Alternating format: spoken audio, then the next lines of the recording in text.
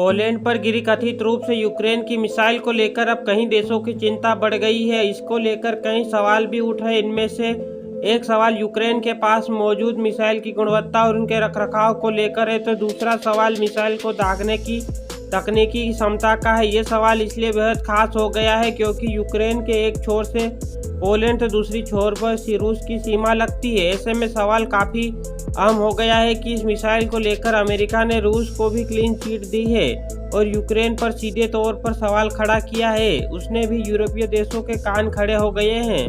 बता दें कि यूरोपीय देश लगातार रूस से जारी जंग के बीच यूक्रेन को कई तरह की मदद दे रहे हैं। ऐसे में पोलैंड पर गिरी मिसाइल ने इन देशों को इस बारे में दोबारा सोचने पर मजबूर कर दिया है। वहीं यूक्रेन की बात करें तो उसने इस बारे में अब तक कुछ भी नहीं कहा है। अमेरिका के बाद पोलैंड के राष्ट्रपति आंद्रे डूडा ने भी इस मिसाइल के यूक्रेन द्वारा दागे जाने की आशंका जताई। उन्होंने कहा है कि इस बात का काफ़ी चांस है कि इस मिसाइल को यूक्रेन के एयर डिफेंस की तरफ से ही दागा था। राष्ट्रपति ने यह भी कहा कि इस बात की कोई सबूत नहीं है कि ये मिसाइल रूस ने दागी थी। ये मिसाइल पोलैंड और यूक्रेन की सीमा के नज़दीक पर वो डो के एक गांव में जाकर गिरी थी। इस घटना में 2 लोगों की मौत हो गई थी। डोडा ने यह तक कहा कि रूस ने यूक्रेन पर सैकड़ों मिसाइलें दागी, जिनमें से कुछ पोलैंड की सीमा के नज़दीक यूक्रेन में गिरी है।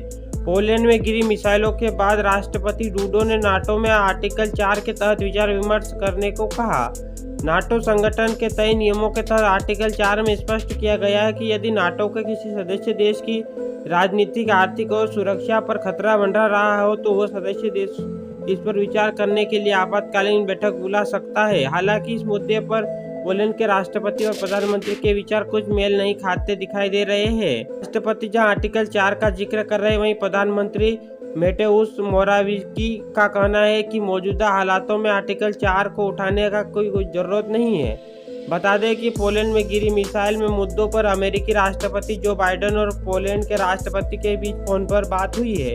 इसके अलावा नाटो के महासचिव जेन्स स्टोलबर्ग और ब्रिटेन के पीएम ऋषि सुनक ने भी इस बारे में बातचीत की है। सरकार ने इस घटना के बाद सभी सुरक्षा एजेंसियों को सतर्क रहने का निर्देश दिया है। पोलैंड ने अपने स्तर पर इसकी जांच शुरू कर दी। वहीं रूस ने भी इस मुद्दे पर जांच में अपना पूरा सहयोग देने का वादा किया है। नाटो ने भी मिसाइल को यूक्रेन की बताकर राष्ट्रपति वोलोदिमीर ज़ेलेंस्की की मुश्किलों को बढ़ाने का काम किया है।